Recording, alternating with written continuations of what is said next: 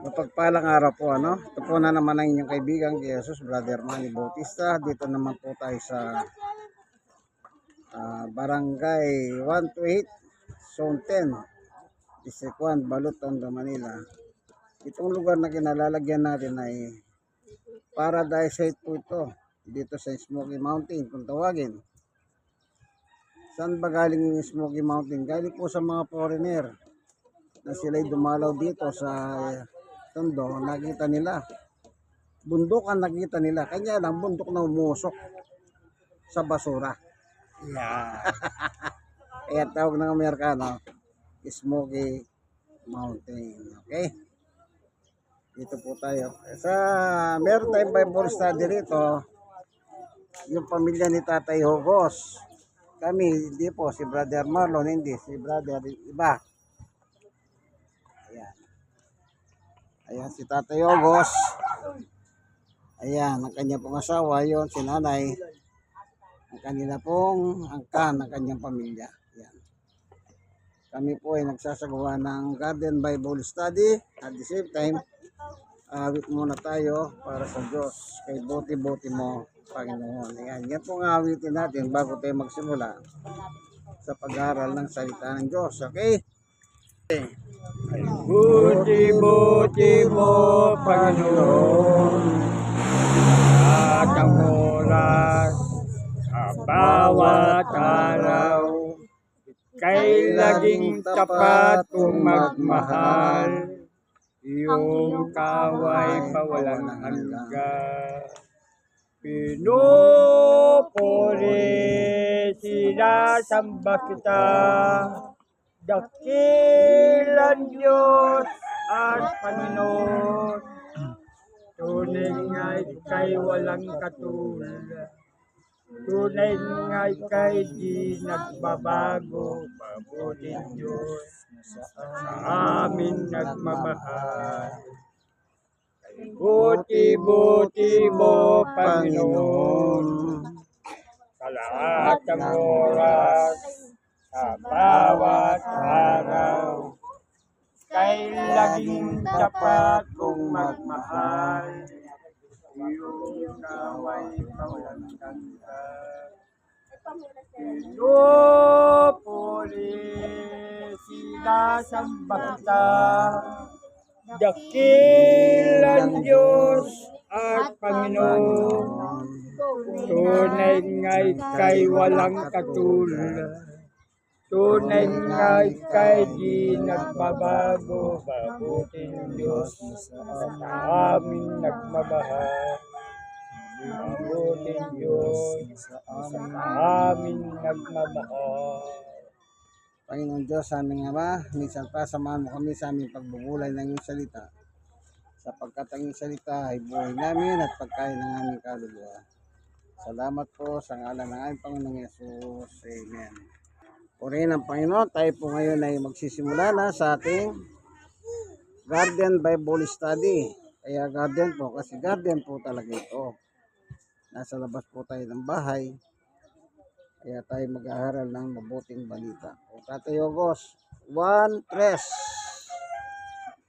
18, 19, 20, 21. Yan, pagibasa po yun, ano? 1-1. 1, libro ng 1, chapter 3, mula sa 18, 19, 20 at 21. Dito po natin makikita ang turo't aral ng Biblia patungkol sa mga taong parurusahan at hindi parurusahan ng Diyos. Nasa Biblia po, hindi tayo gumagawa sarili nating kwento, kundi tayo po ay nagbabasa at ang nagbabasa ng Biblia sa atin ay si Tatay Hugos. 3, 8. Opo, 18, 19, 20, 21. Hindi natulan nagparusa ang sumampalataya sa anak. Ngunit natulan ng ang hindi sumampalataya sapagkat hindi siya sumampalataya sa kaisang anak ng Diyos.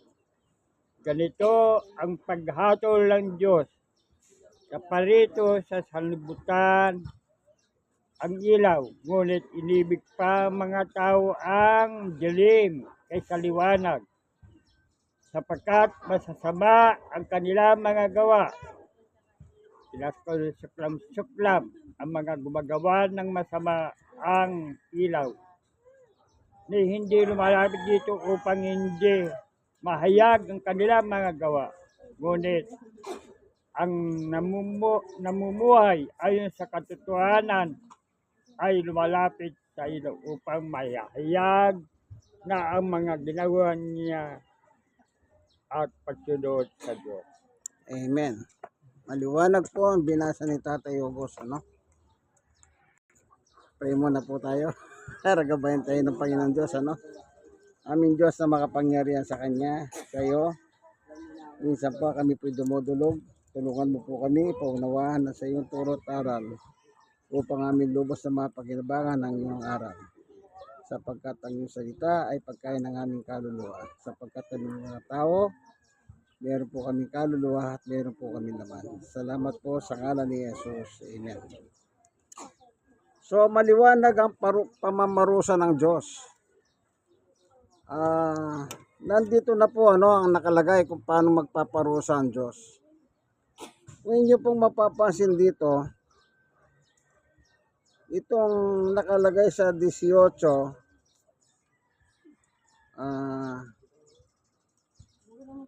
tayo ko, sulitin mo nga sa 18. Ito lang. Sige, basa. Hindi natulan nagparusa ang sumampalataya sa anak.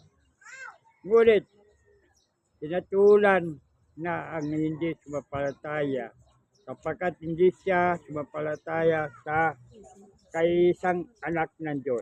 Amen. Ayan po, nakasulat paano humatol ang Diyos, ano? Dalawa yung pangungusap na binigkas dito ni Tatay August. Merong una, may pangalawa. Dito lang sa 18 yan, ano? Sa 1:3-18. Ang sabi, ang sasampalataya ng tao isa lang. Sa anak ng Diyos. Si Jesus po yun, ano? Pero, kapag hindi ka sumampalataya, ang nakalagay dito, hinatulan na. Yan, ang nakalagay dito, hinatulan na. Ibig sabihin po, halimbawa, para ganito, para mas madali nyo maintindihan. Nakapakinig kayo ng aral ni Jesus. At tinanong kayo, sumasampalataya ba kayo kay Jesus? Pag sinabi yung okay yun. Pag sinabi mong wala ka sagot, ibig sabihin hindi ka sumasampalataya. The moment na marinig mo po, hindi ka sumampalataya, ang sabi rito, inatulan na. Ibig sabihin, ikaw na hindi naniwala, hindi ka sumampalataya, dala-dala mo na ang sumpa ng Diyos. Any moment, pwedeng execute yan. Ibig ko sabihin, anumang oras, tandaan niyo po, ang nagtatakda ng buhay ng tao ang Diyos. Pwedeng yung oras na hindi ka sumampalataya, pwedeng gawin ng Diyos, ibaba niya yung atol sa'yo at mamatay ka.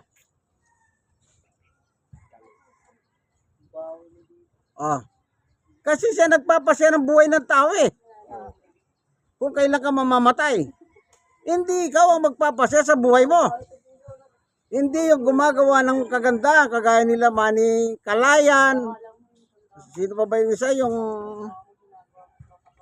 nakalimutan ko na yung babae. Ano bang pangalan na yung nagpapaganda, gagawin ka maganda, bata.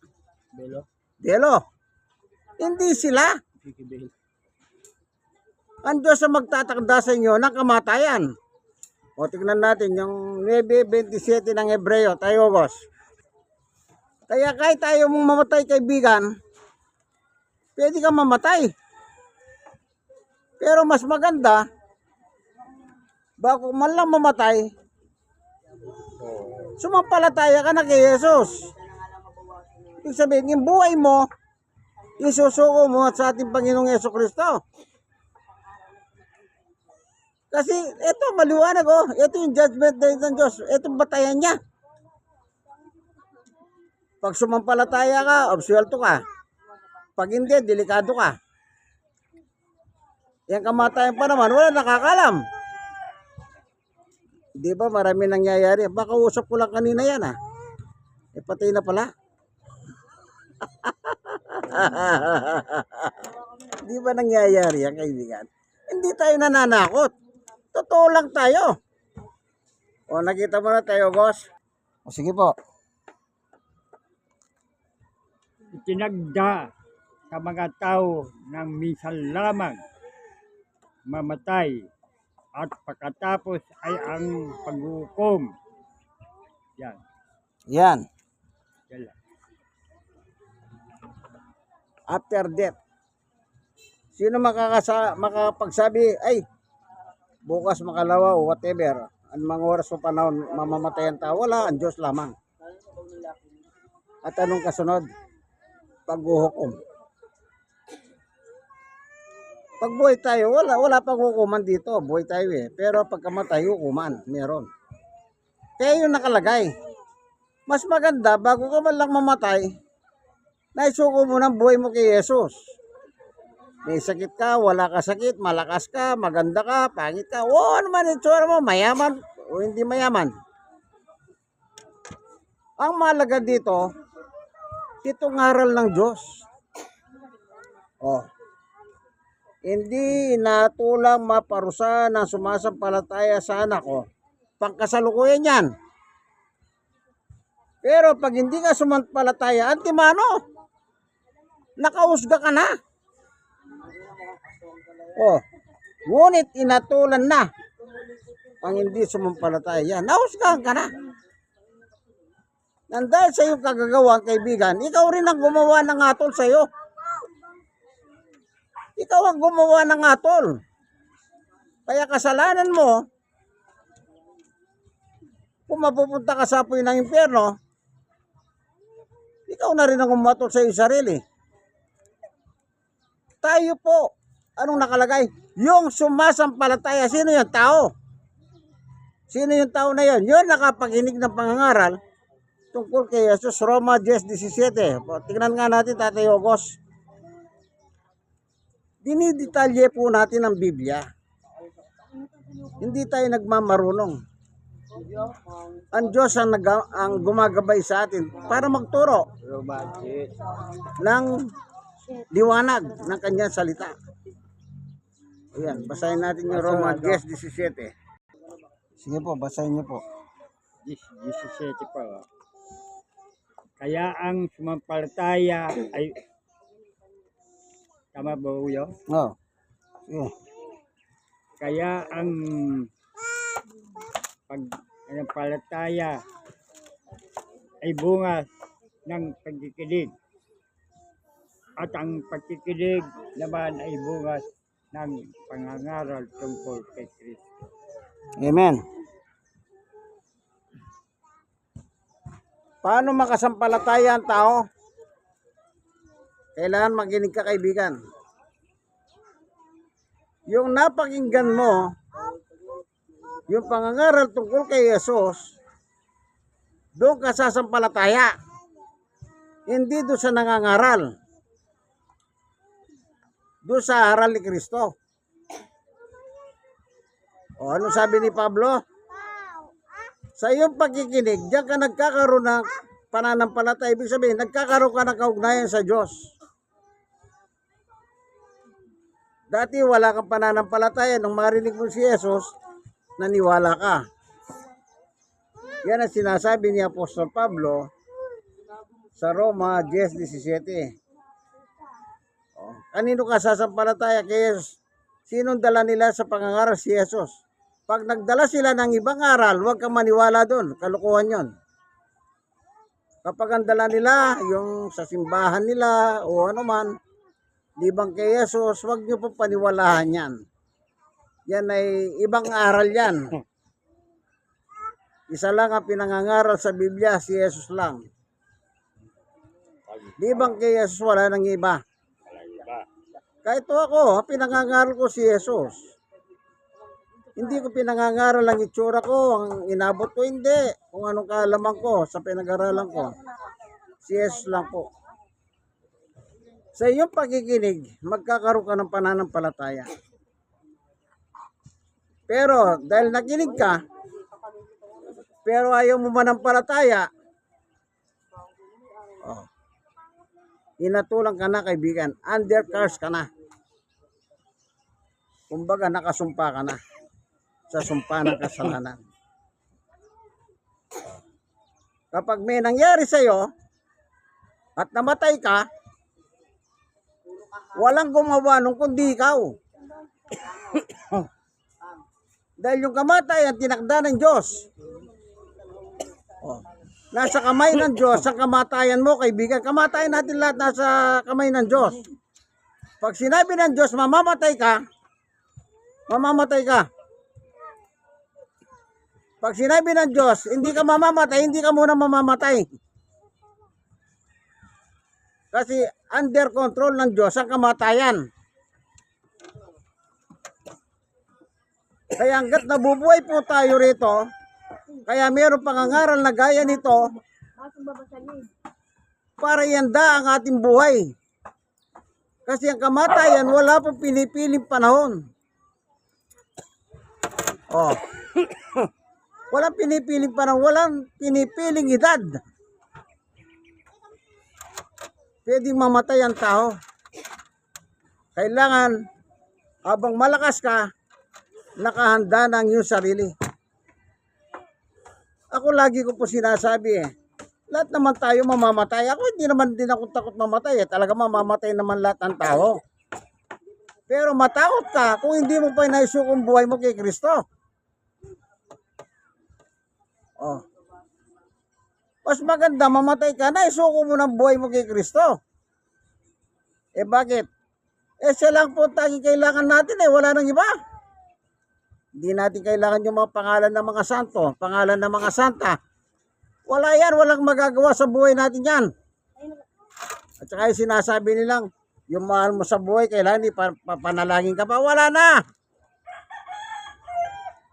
Lalo na kung namatay ka na, kahit anong dasal ang gawin nila, wala nang kwenta yun. Hindi na makakapekto sa buhay mo, sa kabilang buhay yun.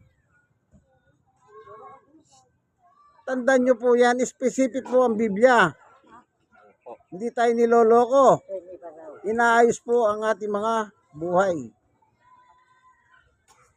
Kaya dapat isuko ang buhay natin, kaibigan, kay Jesus. Bakit po? Bakit po kailangan isuko ang buhay natin kay Jesus? Maliwanag sabi niya. Pag hindi ka sumampalataya, inatulang ka na. Ang bilis.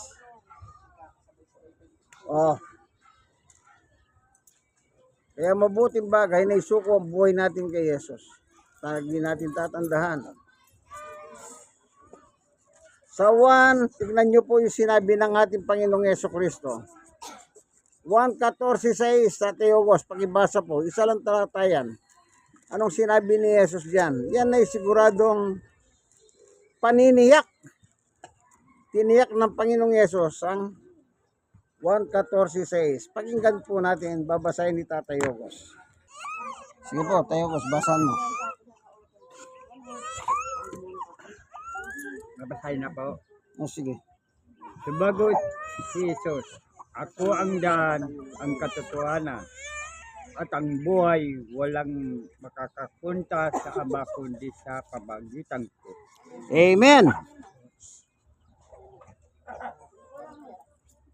Sabi niya po, walang makakapunta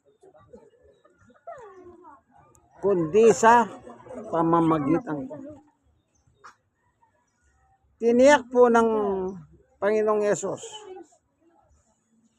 No one, kahit isa wala, ang makakapunta sa aking Ama, kundi sa pamamagitan ko. Namatay kang hindi mo sinusuko ang buhay mo kay Yesus. Sasamahan ka ba ng Panginoong Yesus? Hindi. Ako nagsasabi, hindi ka sasamahan. Sapagkat ang may pangako sasamahan si Yesus ay ito. Mateo 28:20. Pangako ito.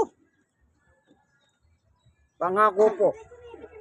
Tayo August, pakibasa mo. Babasahin ko.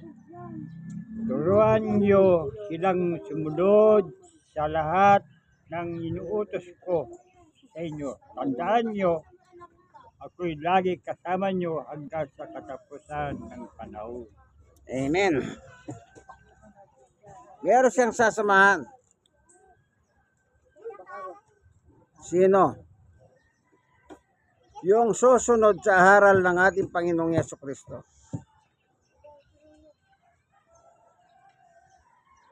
Kapag sinampalatayanan mo po ang Panginoong Yesus, sigurado, pati yung batas ni Yesus sundin mo na. Hindi po pwedeng naniniwala ka kay Yesus, tsaka na lang kita susundin. Parang ganito, Panginoong Yesus, tinatanggap kita, pero tsaka na lang kita susundin.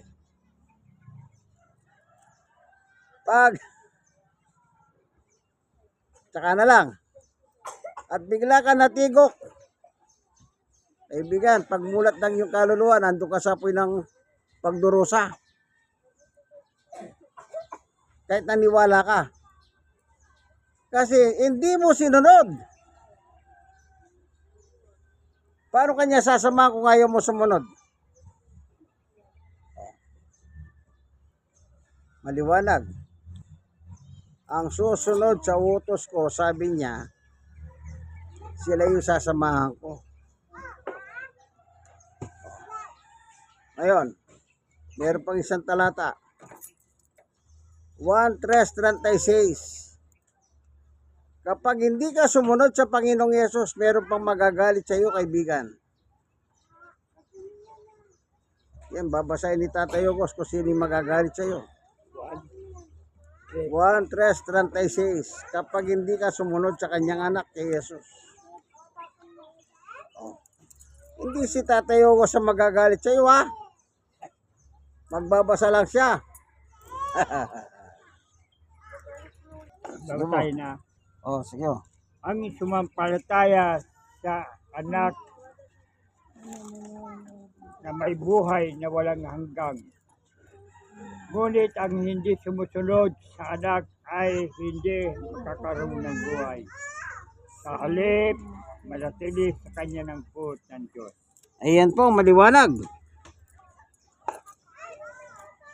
Mananatili ang puhot ng Diyos sa iyo, kaibigan. Pag hindi ka sumunod, kahit sabihin mo pa ng paulit-ulit, ako naman, sumasampalataya naman sa Panginoong Yesus eh. Pinatato ko pa nga ang mukha ni Yesus sa likod ko. Yung mahilig magpatato. Kahit anong gawin nyo, kaibigan. Kahit yung bahay ninyo, lagyan nyo ng litrato ni Yesus. Kung litrato nga ni Yesus yan, bahala na kayo. Pero pag hindi ka sumunod, kaibigan, anong sabi? Magagalit ang Diyos sa iyo. Hindi baling yung kapitbahay mong magalit. Huwag lang ang Diyos. Ayaw nyo na magalit yung kapitbahay nyo. Walang problema yon. Pero pag nagalit ang Diyos sa iyo, Mateo chapter 10, ang sabi ng Panginoong Yesus, ito, pangulit talata na lang po ito. Alam niyo, pagka binubulay natin ang salita ng Diyos, kulang na lang, huwag na tayong hihinto eh. Hindi naman po pwede yun. Ano yung magdamagan tayo rito? Hindi magsasayang pa si Tatay August, magpapakain pa ng hapunan.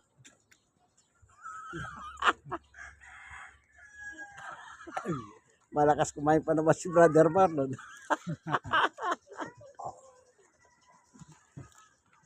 Sige po. Alam niyo, inaaliw lang tayo ng Santong Espiritu, kaya tayo masaya eh. At ako naman po, gusto ko habang nagsisiyar ako ng Word of God, masaya. Anong verse? Mateo chapter 10. Tingnan natin yung 28. 28.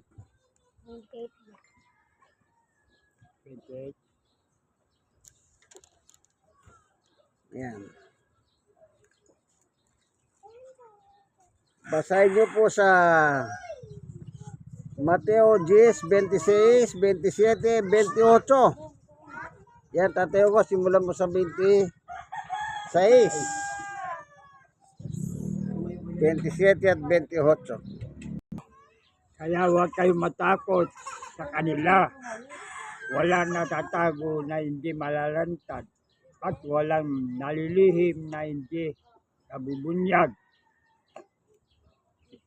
Ang sinasabi ko sa inyo, sa dilim ay ulitin nyo sa liwanag. At ang binubulong sa inyo ay iyong ipagsigawan sa lansangan. Huwag ninyo katakutan ang pumapatay ng katawan, ngunit hindi naman nakakapatay ang kaluluwa. Halip ang katakutan nyo ay ang Diyos na may kakayahan bumuksa ng katawan at kaluluwa sa impyerno. Ayan, maliwanag ha. Kung meron man tayong dapat katakutan ng Diyos. Kasi po, katawan at kaluluwa, itatapon tayo ng Diyos sa impyerno. Kapag hindi tayo sumunod sa Panginoong Yesus, ang ating kalaban ay ang Diyos.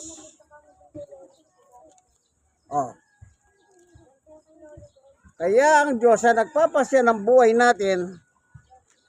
Kapag nagmatigas ka, kaibigan, pag namatay ka, yan ang maliwanag. Katawan at kaluluwa mo, ilalagay ng Diyos sa apoy ng impyerno. Pag nasa impyerno na, kaibigan, wala nang lipatan. Hindi ka pwedeng lilipat sa langit. At yung nasa langit, hindi pwedeng lumipat sa impyerno. Ang langit at impyerno, pareho pong forever yan. Parehong forever.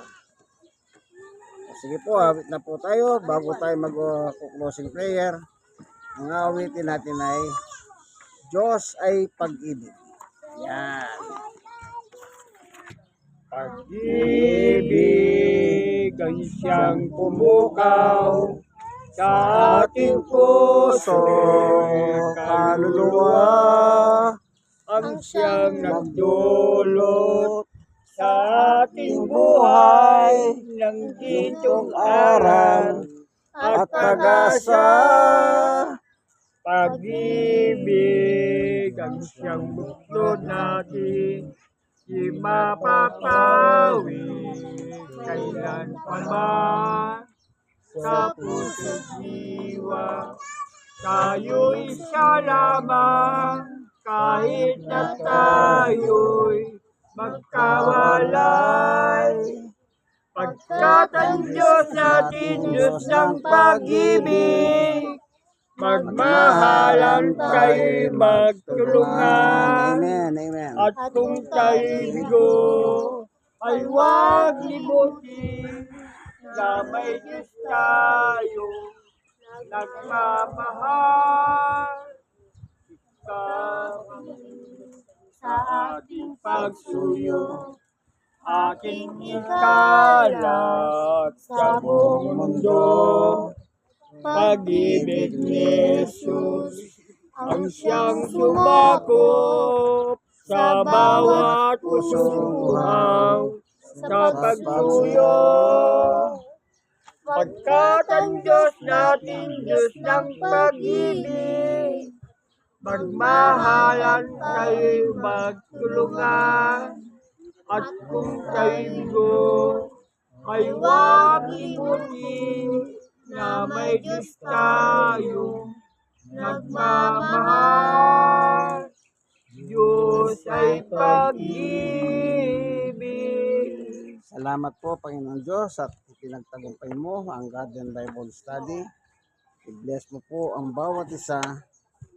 Ano man po ang problema ng bawat isa, Panginoon Diyos, ikaw lang po ang tanging nakakaalam. Ikaw lang po ang pwedeng mag-himala. Kaya iniling namin sa iyo, Panginoon Diyos, pag-imalahin mo po si tatay. Ito, tatay, kamay. Meron po siyang karamdaman si tatay, Panginoon Diyos. Inyo napapansin, ito pong kanyang kamay. Ayan, para nagmamanas. In the name of Jesus, Lord Jesus, ipamagitan mo po si tatay sa Diyos na aming Diyos, na yung Diyos na aming sinasampalatayanan. Ano man po itong bigat na dinadaanan ni tatay, in the mighty name of Jesus, kumawa ka po makapangyarihan. Hallelujah. Salamat po. Amitin natin si Kristo lamang. Alam niyo ba yung si Kristo lamang? Si Kristo lamang ang katugunan. Si Kristo lamang ang kailangan, tagapagligtas at manggagamot. Oh, hallelujah, say darating. Aming Diyos, alam namin nakatungay ka ngayon sa amin. Ikaw bang aming itinataas? Wala kaming pwedeng itaas, liban sa iyo. Maawa ka po, Panginoon Diyos. Kay tatay, ang kanya po dinaranas ngayong karamdaman. Ito po siya, Panginoon Diyos. Nakasama namin dito, lagi na lang sumasali siya rito, Panginoon Diyos. Magimala ka po sa kanya. Gumawa ka makapangyarihan sa kanya, Panginoon Diyos. Ikaw ang Diyos noon at ikaw rin ang Diyos ngayon at siya rin Diyos sa inaarap. Kami lubos na lumalapit at titiwala po sa iyo. Ano man po itong dinaranas niyang karamdaman, lalo na po itong kamay niya. In the name of Jesus. Wala pong imposible sa iyo, Panginoon Diyos. Sapagkat ikaw ay Diyos. Noon, ngayon at siyang darating, tunay nga walang imposible po sa iyo. Kagaya na sinasabi ng aming Panginoong Yesus, come to me, all of you. Lord Jesus, ipamagitan mo po si tatay ngayon sa Diyos. Ano man po yung dinaranas niya, sinasampalatayanan po namin ayon sa iyong turo't aral. Tatay, may tatanong lang ako sa iyo. Tinatanggap mo ba si Jesus sa iyong buhay? Ibig sabihin, sinusuko mo na ba ang buhay mo kay Jesus? Amen. Lord Jesus, nakita niyo po ang sagot niya. Isinusuko niya po ang buhay niya sa iyo. Ang sabi mo, yung lalapit sa iyo, makakaranas ng kaginawaan. Hallelujah. Maraming salamat po sa ngalan ni Jesus. Amen and amen. Ito po ang inyong kaibigan kay Jesus. Nandito po tayo sa barangay 128, Zone 10, District 1, Balot, Tondo, Manila. God bless us all po. Sa tahanan o sa garden ni Tatay Ogos at ni Nanay Claring Clargaran. Sige po. Okay, once again, ikot natin para makita nyo. Wala tayo sa bahay. Nasa labas tayo ng bahay. Ayan. Ang tawag dito, Garden Paradise. Ito ano, God bless us all. Bye.